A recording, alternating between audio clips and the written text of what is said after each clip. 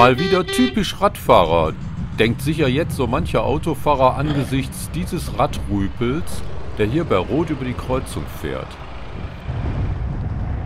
Wenige Minuten später habe ich ihn mit dem Velomobil wieder eingeholt. Mit der Missachtung der Verkehrsregeln bringst du alle Radfahrer in Verruf, weißt du das?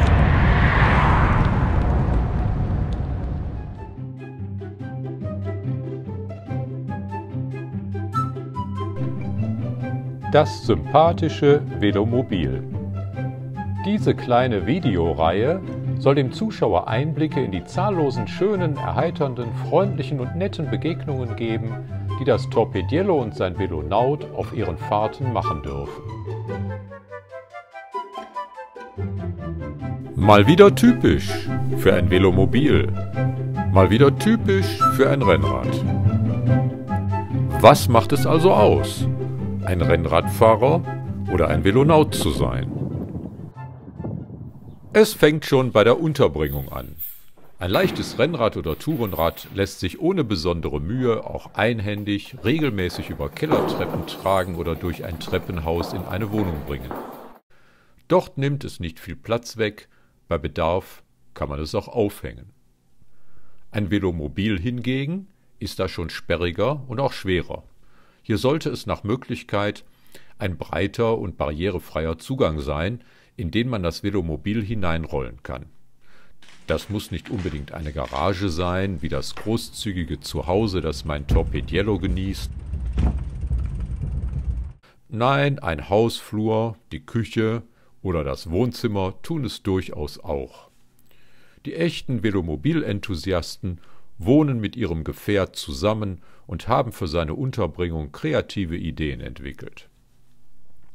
Und wenn man dann mit dem Velomobil ins Büro fährt, ist ein Arbeitsplatz mit Parkmöglichkeit vor dem eigenen Schreibtisch immer noch der sicherste Ort für das wertvolle carbonverkleidete Liegerad. Die großen Abmessungen und das höhere Gewicht eines Velomobils machen auch den Transport schwieriger als den eines Rennrades. Während das Rennrad noch in einem normalen Kombi selbst gemeinsam mit dem großen Reisegepäck verstaut werden kann oder auch zusammen mit weiteren Fahrrädern gut auf einem Heckgepäckträger Platz findet, muss das Velomobil mindestens auf das Dach des Autos gehievt werden. Wie man den Beispielen entnehmen kann, scheint dies die am häufigsten angewandte Transportmethode zu sein. Aber ein Velomobil auf das Autodach zu hieven, ist ohne eine zweite Person nicht einfach, weshalb eigens dazu YouTube-Videos Vorrichtungen vorstellen und Anleitungsempfehlungen geben. Ein separater Anhänger, wie ihn das verwöhnte Torpediello sein eigen nennt, ist dafür eigentlich nicht unbedingt erforderlich. Hop-on, hop-off, das geht auch nur wirklich mit einem Upright-Fahrrad. Beim Velomobil muss man schon einsteigen und aussteigen, was neben mehr Zeit auch ein Mindestmaß an Gelenkigkeit und Armkraft dem Velonauten abverlangt. Bis hierhin gewinnt das Rennrad jedes der angesprochenen Vergleichskriterien: die platzsparende Unterbringung, der unkomplizierte Transport und das zügige Auf- und Absteigen, Hop-on, Hop-off, verbucht das Rennrad uneingeschränkt als seine Pluspunkte. Bis hierher also 3:0 für das Rennrad. Sitzt oder besser, liegt man dann aber mal erst, ist die Ergonomie des Liegerades unschlagbar. Der Velonaut liegt beim Fahren bequem und mit völlig entspannten Schultern und Armen in seinem meshbelüfteten Schalensitz. Sein Körpergewicht verteilt sich dabei großflächig über den gesamten Rücken und er muss neben der eigentlichen Tretleistung mit der Beinmuskulatur keine weitere Haltearbeit des Rumpfes oder des Nackens leisten. Das ist nebenbei bemerkt auch der Grund, weshalb mein Puls im Velomobil bei gleicher Tretleistung immer etwas niedriger ist als auf dem Rennrad. Die Blickrichtung des Velonauten ist bei entspanntem, geraden Nacken nach vorn oben gerichtet, je nachdem wie flach er seinen Sitz eingerichtet hat, was ihm eine angenehme Perspektive auf die Straße vor ihm und in die Landschaft um ihn herum ermöglicht, ohne sich verrenken zu müssen. Der Rennradler sitzt mehr oder weniger stark nach vorn übergebeugt, um dem Wind möglichst wenig Angriffsfläche zu bieten. Seine Blickrichtung ist deshalb bei entspanntem Nacken nach unten auf den Asphalt vor sein Rad gerichtet. Nur wenn er seinen Nacken überstreckt, kann er nach vorne blicken. Rennradler opfern den Landschaftsgenuss allzu oft zugunsten der besseren Aerodynamik oder nehmen schmerzhaft verkrampfte Nackenmuskeln in Kauf. Das Körpergewicht des Rennradlers stützt sich über seine Sitzknochen auf den schmalen Sattel und über seine Handgelenke auf den Lenker ab. Je aerodynamischer er sitzt, desto mehr belastet er die Hände und statt der Sitzknochen sein Schambein. Beides hat medizinisch relevante Folgen. Verzichtet der Abreitradler auf einen geringen Luftwiderstand und sitzt weitgehend aufrecht im Sattel, wie dies hier meine Frau auf einer Radtour bevorzugt, lastet das ganze Körpergewicht auf dem Sattel. Auch bei komfortablen Tourensätteln bedarf es einiger Gewöhnung, um nicht am Ende schiebend seine Tour zu beenden. Die Kraftübertragung beim Anfahren und an extremen Steigungen geht besonders gut, wenn man sein Körpergewicht beim Treten mit einsetzen kann. Der Rennradfahrer geht dafür aus dem Sattel und schwenkt das Rad mit jedem Tritt unter sich von der einen zur anderen Seite. Damit entlastet er sein durch zu langes Sitzen gepeinigtes Gesäß und er wechselt auch die Belastung seiner Beinmuskulatur.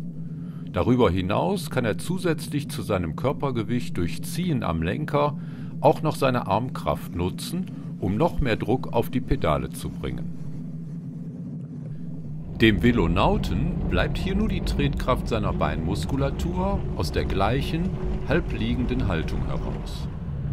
Nur wenn er sich mit den Unterarmen am Chassis seines Velomobils ein wenig aus dem Sitz hochzieht, eine Position, die Josef Janning scherzhaft die Doppelmanta-Position nennt, erreicht der Velonaut einen ähnlichen, aber weniger ausgeprägten Effekt wie das aus dem Sattel gehen des Upright-Fahrers.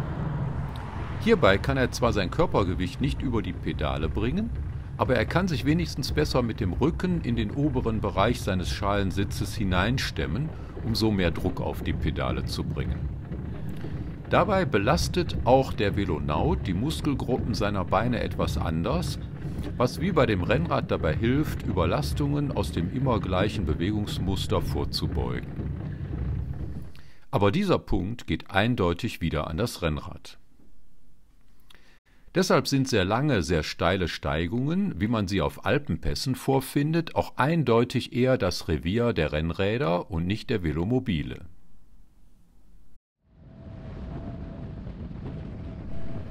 Ist das Terrain aber flach oder wellig, spielt das höhere Gewicht des Velomobils keine so große Rolle mehr.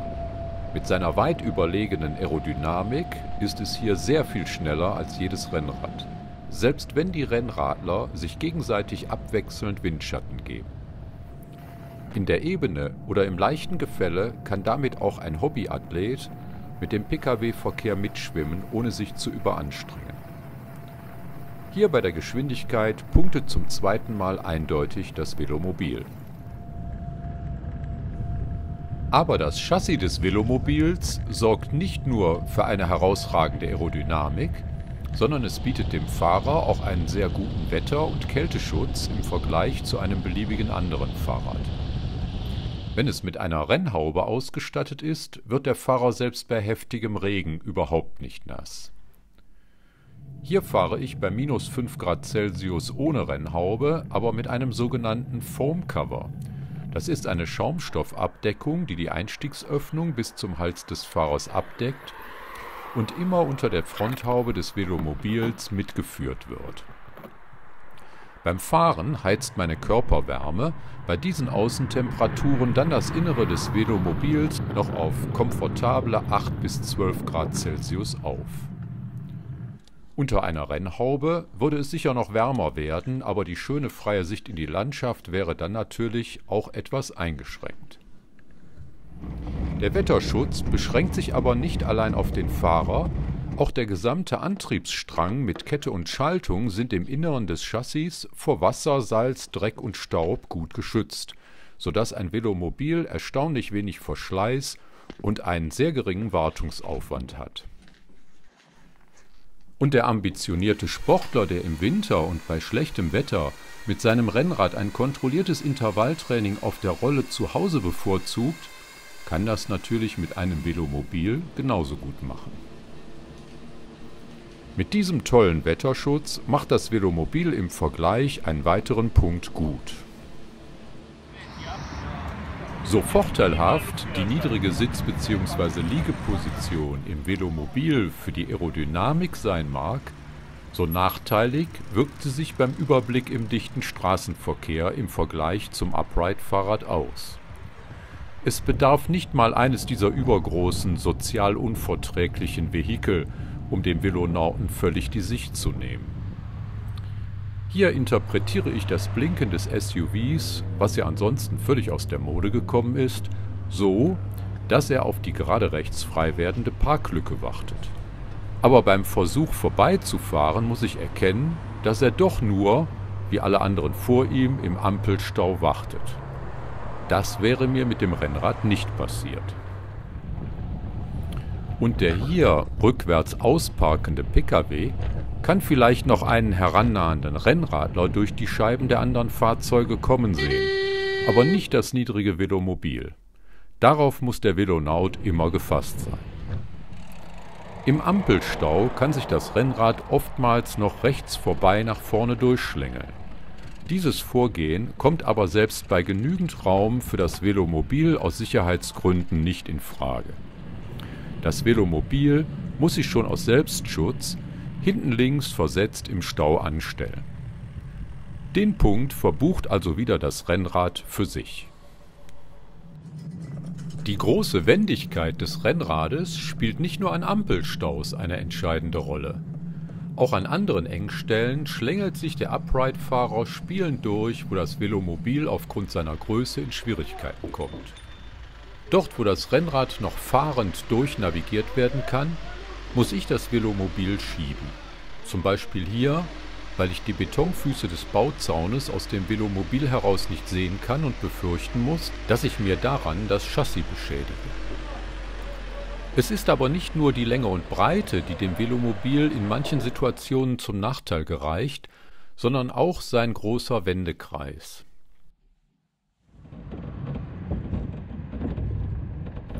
Hier an den Drängelgittern am Übergang von einer Radtrasse zur nächsten wird dieses Problem offensichtlich. Während die Upright-Radfahrer mit aller Selbstverständlichkeit hier hindurchzirkeln, muss der Velonaut anhalten, aussteigen und das Velo halb schiebend, halb rumhebend durch die Engstelle bugsieren.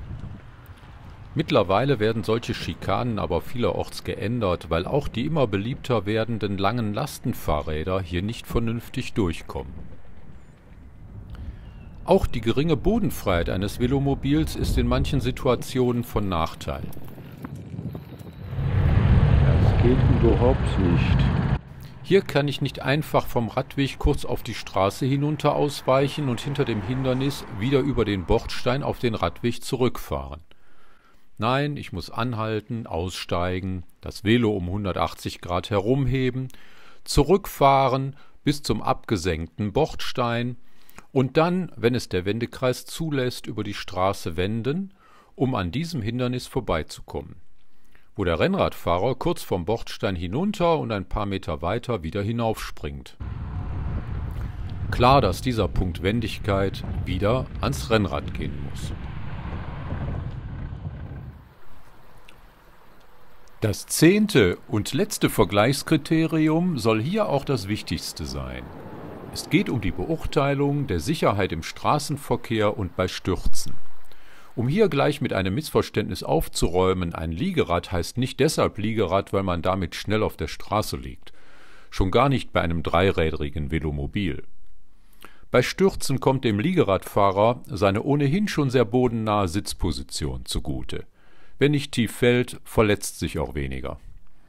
Der Velonaut ist zudem mit einem Carbon-Chassis umgeben, das ihn vor Abschürfungen schützt. Für einen Heckanprall oder Überschlag ist das Chassis entsprechend verstärkt, Wenn eine Frontalkollision nur ein wenig schräg erfolgt, prallt oder gleitet das sehr leichte Fahrzeug einfach vom Hindernis ab. Und es bleibt erfahrungsgemäß sehr oft bei einem Sachschaden, während der Rennradler sich bei Kollisionen und Stürzen alle Knochen bricht, massive Hautabschürfungen erfährt und oft schwere Kopfverletzungen erleidet. Dafür habe ich, zum Glück, noch kein reales Bildmaterial sammeln können. Viele Stunden Bildmaterial habe ich aber für das typische Verhalten der Pkw- und Lkw-Fahrer gegenüber einem Rennrad und gegenüber dem Velomobil. Es vergeht keine Rennradtour ohne mehrere gefährliche Situationen, die durch die Ignoranz und Ungeduld von Pkw-Fahrern verursacht werden. Trotz eindeutiger gesetzlicher Vorschriften ist es leider immer noch die Regel, dass dem Rennrad der notwendige Sicherheitsraum im Straßenverkehr nicht gewährt wird. Die Polizei ahndet solche Verstöße nicht, was dieses extrem gefährliche Verhalten zu einem Kavaliersdelikt werden lässt.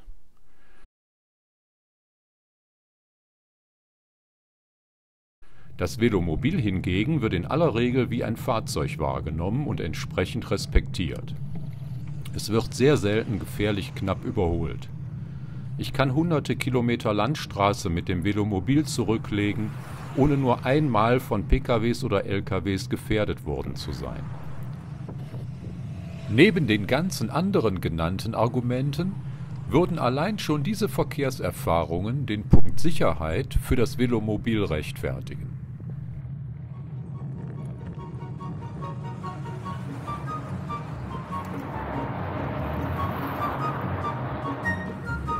Und dennoch, trotz des respektlosen Verhaltens vieler Autofahrer gegenüber dem Abreitfahrrad, gewinnt hier in der Gesamtbetrachtung das Rennrad diesen Vergleichskontest eindeutig mit 6:4 Punkten.